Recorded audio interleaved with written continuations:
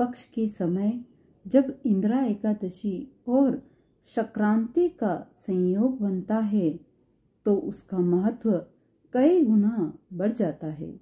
शास्त्रों में कहा गया है कि इस दिन किया गया पुण्य सीधा पितरों को प्राप्त होता है, साथ ही साधक के समस्त पाप भी धुल जाते हैं। आइए मैं इसकी आपको एक कहानी सुनाती हूँ। एक समय था श्राद्ध का, वह पावन काल जब जीवित पुत्र अपने पितरों का स्मरण कर उन्हें तर्पण, अन्न और जल अर्पित करते हैं। कहते हैं कि इन 16 दिनों में देवता और ऋषि भी अपने पितरों का स्मरण करते हैं। इसी काल में अवंती नगरी में एक ब्राह्मण रहता था, सत्यमित्र। सत्यमित्र बाल्यकाल से ही धार्मिक प्रवृत्ति का था। प्रतिदिन संध्या आरती करता, ब्राह्मणों की सेवा करता और व्रत उपवास करता, किंतु उसके हृदय में एक पीड़ा छिपी थी। उसकी माता का देहांत हो चुका था और बार बार उसे स्वप्न में माता की करुण पुकार सुनाई देती थी। एक रात स्वप्न में सत्यमित्र ने देखा उसकी माता फटे वस्त्रों में भूख प्यास से व्याकुल अंधकारमय पितृलोक में भटक रही है। उन्होंने रोते हुए कहा, पुत्र, मैं पितृलोक में फंसी हुई हूँ। अन्न का तिरस्कार करने और व्रत तोड़ने के कारण मुझे मुक्ति नहीं मिल पा रही। मुझे बार बार प्यास सताती है, भूख कचोटती है। यदि तू मेरी मुक्ति चाहता है तो श्राद्ध और व्रत के द्वारा मेरी सहायता कर। सत्यमित्र का हृदय करुणा से भर गया। वह व्याकुल होकर बोला, माते, आप चिंता न करो, मैं अवश्य कोई उपाय खोजूंगा जिससे आपकी मुक्ति हो सके। अगली सुबह समीप के एक वन में गया और वहीं एक तपस्वी महात्मा से मिला। सत्यमित्र ने स्वप्न की कथा सुनाई। महात्मा मुस्कुराए और बोले, वत्स, तेरी माता की मुक्ति का समय आ गया है। इस वर्ष पितृ पक्ष में दुर्लभ संयोग बन रहा है।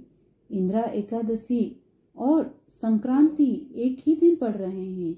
जो मनुष्य इस दिन व्रत कर दान पुण्य करता है उसके पितृ स्वर्ग को प्राप्त करते हैं। तू यह व्रत श्रद्धा और नियम से कर, तेरी माता अवश्य मुक्त होगी। सत्यमित्र ने श्रद्धा पूर्वक प्रणाम किया और निश्चय किया कि वह व्रत अवश्य करेगा।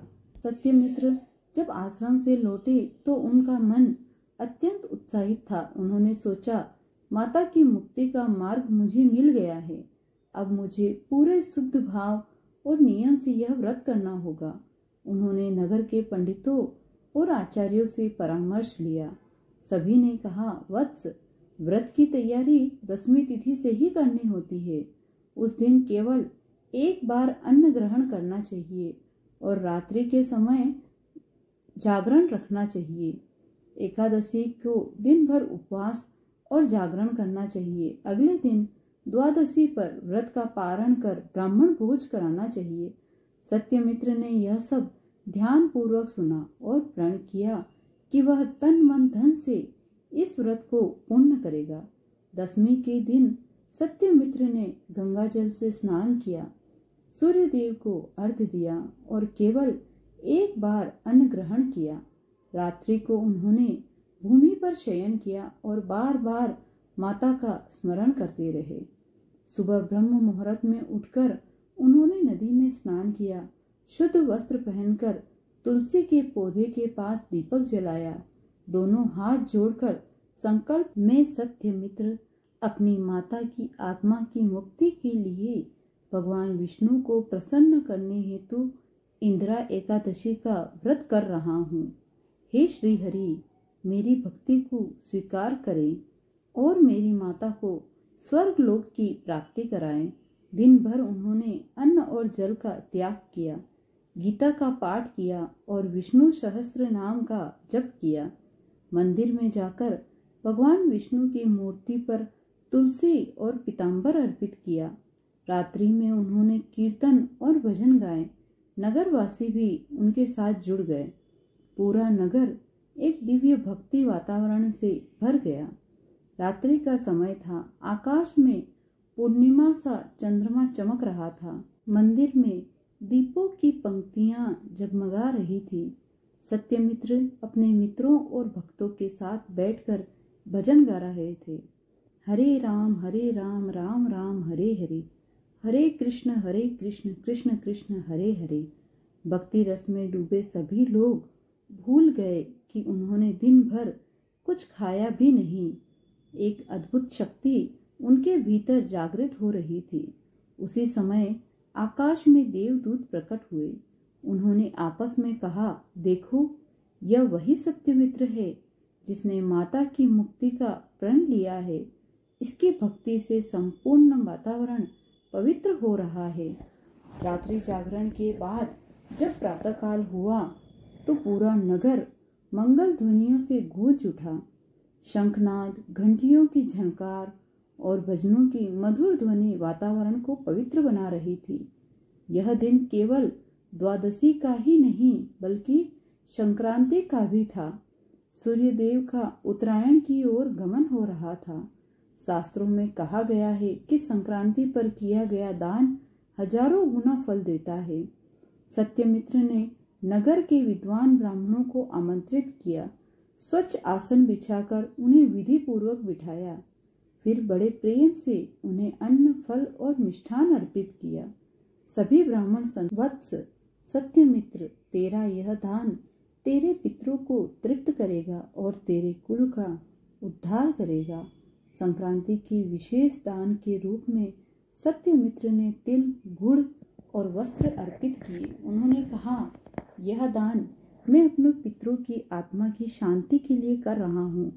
लोग कहते हैं कि जब उन्होंने तिल और गुड़ का दान किया तो आकाश से दिव्य पुष्पों की वर्षा हुई। सत्यमित्र ने स्वर्ण मुद्राएं और एक संजीव गो भी दान की। गो को सजाकर ब्राह्मणों को सौंपते हुए बोले, गोदान से पितरों को गंगा जी के तट पर विश्राम मिलता है और आत्मा को स्वर्ग लोक का मार्ग। ब्राह्मण ने आशीर्वाद दिया, वत्स, तेरे दान से तेरी माता को अवश्य मुक्ति मिलेगी। उस दिन उन्होंने यज्ञ मंडप बनवाया। हवन कुंड में अग्नि प्रज्वलित कर ओम सूर्याय नमः, ओम विष्णुवे नमः मंत्रों से आहुति दी। तिल, जौ, घृत और समिधा अर्पित करते हुए उन्होंने प्रार्थना की, हे भगवान, मेरी माता के समस्त पाप नष्ट हों और वे दिव्य लोक में जाएं। हवन की अग्नि से जैसे पूरे नगर का वातावरण शुद्ध। हवन के बाद आकाश में एक अद्भुत दृश्य प्रकट हुआ। नीले आकाश से सुनहरी किरणें उतरने लगी। लोग विस्मित हो उठे। कुछ ने कहा, देखो, यह कोई दिव्य संकेत है। निश्चित ही सत्यमित्र के पितृ तृप्त हो गए हैं। हवन समाप्त हुआ। वातावरण में घी और तिल की सुगंध फैली हुई थी। मंदिर के शिखरों पर घंटियां गूंज रही थी और नगरवासी जय जयकार कर रहे थे। सत्यमित्र ने अंतिम आहुति देकर जब भगवान विष्णु को प्रणाम किया, उसी क्षण आकाश में एक चमत्कार हुआ। आकाश अचानक स्वर्णिम प्रकाश से चमक उठा। लोगों ने ऊपर देखा तो बादल हट गए और एक दिव्य रथ प्रकट हुआ। उस रथ के चारों ओर सुनहरी आभा थी। उसमें 4 श्वेत अश्व जुड़े थे, जिनकी आंखों से भी प्रकाश निकल रहा था। रथ में बैठे थे विष्णुदूत। उनके वस्त्र पीतांबर थे। हाथों में शंख, चक्र और गदा थी। उनके मुख पर अद्भुत तेज था। नगरवासी विस्मित होकर बोले, देखो, स्वर्ग से विष्णुदूत उतर रहे हैं। यह सत्यमित्र की भक्ति का ही फल है। विष्णुदूतों ने रथ से उतरकर सत्यमित्र के पास आशीर्वाद दिया और बोले, वत्स सत्यमित्र, तेरे व्रत, उपवास और संक्रांति के दान से तेरी माता के पाप नष्ट हो गए। अब उन्हें पितृलोक से मुक्त कर स्वर्ग लोक ले जाने का आदेश भगवान विष्णु ने स्वयं दिया है। सत्यमित्र ने देखा, सामने उनकी माता खड़ी है। अब वे झरझर और दुखी नहीं थी। उनका रूप दिव्य हो गया था। सफेद वस्त्रों के स्थान पर उनके शरीर पर सुनहरी आभा से युक्त रेशमी वस्त्र थे। हाथों में कमल था और मुख पर मधुर मुस्कान। माता ने भावुक होकर कहा, पुत्र, तेरे व्रत और दान ने मुझे मोक्ष दिला दिया। अब मैं स्वर्ग लोक जा रही हूँ। तेरा नाम युगों युगों तक अमर रहेगा। विष्णु दूतों ने माता को दिव्य रथ में बिठाया। रथ आकाश की ओर उड़ने लगा। नगरवासियों ने हाथ जोड़कर प्रणाम किया। सत्यमित्र की आंखों से आनंद के आंसू बह रहे थे। उन्होंने पुकारा, माते, आपका आशीर्वाद सदा मेरे साथ रहे। रथ धीरे धीरे आकाश में और पूरा वातावरण हरी हरी की ध्वनि से गूंज उठा। जब दिव्य रथ आकाश की ओर उड़ चला और माता स्वर्गलोक के लिए प्रस्थान कर गई, तब सत्यमित्र वहीं भूमि पर बैठ गए। उनके नैनों में आंसुओं की धारा बह रही थी। सत्यमित्र ने कांपती आवाज में कहा, हे प्रभु, आज मेरे जीवन का सबसे बड़ा दिन है। जिस माता ने मुझे जन्म दिया उसका ऋण मैं कभी नहीं चुका सकता था, परंतु आपके आदेश और इस पवित्र व्रत के प्रभाव से आज उनकी आत्मा को शांति मिली। अब मुझे विश्वास हो गया है कि व्रत और दान का फल कभी व्यर्थ नहीं जाता। उनका कंठ भर आया। नगरवासी उनके पास आए और उनके आंसू पोंछते हुए बोले, सत्यमित्र, तू धन्य है। तूने केवल अपनी माता को ही नहीं बल्कि हम सबको भी धर्म का सही मार्ग दिखाया है। इस अद्भुत घटना को देखकर नगर के लोग आपस में कहने लगे, देखो, पितृ पक्ष में किया गया व्रत कितना फलदायी होता है। इंदिरा एकादशी और संक्रांति का संयोग दुर्लभ होता है। इस अवसर पर किया गया दान और व्रत पितरों को सीधा स्वर्गलोक पहुंचाता है। अब हम भी इस दिन उपवास और दान अवश्य करेंगे। नगर के वृद्धों ने कहा, सत्यमित्र ने हमें सिखाया कि माता पिता की मुक्ति ही संतान का सबसे बड़ा कर्तव्य है। वही साधु जिन्होंने पहले सत्यमित्र को मार्ग दिखाया था वहां आए और बोले, वत्स, तूने जो किया है वह दुर्लभ है। तेरी माता को तो मोक्ष मिला ही है, पर तेरे व्रत और दान से तेरे पूरे कुल का अब आने वाले युगों में लोग इस कथा को सुनेंगे और पितृपक्ष में व्रत और दान करेंगे। सत्यमित्र ने विनम्र होकर कहा, गुरुदेव, यह सब आपकी कृपा और भगवान विष्णु की कृपा से संभव हुआ है। उस रात नगरवासियों ने दीप जलाए। हर घर में भजन कीर्तन हुआ। लोगों ने एक दूसरे से कहा, आज सत्यमित्र के कारण हमारे धर्म का साक्षात रूप देखा। नगर में उस दिन से इंदिरा एकादशी और संक्रांति के संयोग को बड़े उत्साह से मनाने की परंपरा आरंभ हो गई। सत्यमित्र की कथा केवल एक पुत्र की भक्ति और माता के उद्धार की नहीं, बल्कि संपूर्ण मानव समाज के लिए मार्गदर्शन है। जिस प्रकार सत्यमित्र ने माता की आत्मा को मुक्ति दिलाने के लिए व्रत, उपवास और दान किया, उसी प्रकार हर मनुष्य का कर्तव्य है कि वह अपने पितरों को स्मरण कर उनकी शांति के लिए साधन करे। सत्यमित्र के इस पुण्य कर्म ने सिद्ध कर दिया कि जो संतान सच्चे हृदय से पितरों के लिए प्रयास करती है, उसका हर कर्म स्वीकार होता है और उसके कुल का उद्धार होता है। यह काल केवल श्राद्ध का नहीं, बल्कि पितरों के प्रति आभार व्यक्त करने का अवसर है। हमारे पितृ हमें इस जगत में लाए, इसलिए उनकी आत्मा की शांति हमारी जिम्मेदारी है। यह व्रत पितरों को स्वर्ग दिलाता है और व्रती को भी पाप मुक्त करता है। इस दिन उपवास, भजन, जप और दान करने से पितरों को तृप्ति मिलती है।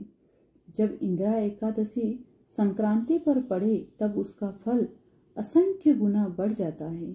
इस दिन किया गया तिल, गुड़, वस्त्र, स्वर्ण और गोदान विशेष फलदायी होता है।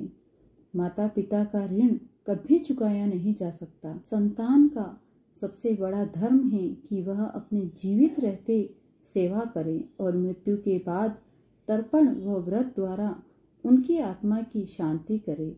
सत्यमित्र की कथा नगरवासियों के लिए प्रेरणा बने। आज भी जब जब यह कथा सुनाई जाती है, लोग पितरों के लिए व्रत करने का संकल्प लेते हैं। जो मनुष्य पितृ पक्ष में श्रद्धा और नियम पूर्वक व्रत करता है, विशेषकर इंदिरा एकादशी और संक्रांति के संयोग पर उसके पितृ स्वर्ग लोक को प्राप्त करते हैं और उस कुल में कभी दरिद्रता नहीं आती। इसलिए शास्त्रों में कहा गया है, इंद्रियाः व्रतनेव पितरः स्वर्गमश्नुते संक्रांतो दत्तदानस्य फलम अनंतम भवति। अर्थात इंदिरा एकादशी का व्रत करने से पितर स्वर्ग जाते हैं और संक्रांति पर दान करने से अनंत फल प्राप्त होता है। धर्म, व्रत और दान व्यर्थ नहीं जाते। पितरों के आशीर्वाद से ही जीवन में सुख समृद्धि आती है और सबसे बड़ा धर्म है माता पिता की सेवा और उनका स्मरण। अगर आपको यह वीडियो पसंद आई हो तो प्लीज़ वीडियो को लाइक करें और चैनल को सब्सक्राइब करें। और अगर आप इसी तरह कोई और वीडियो देखना चाहते हैं तो प्लीज़ सजेस्ट ज़रूर करें।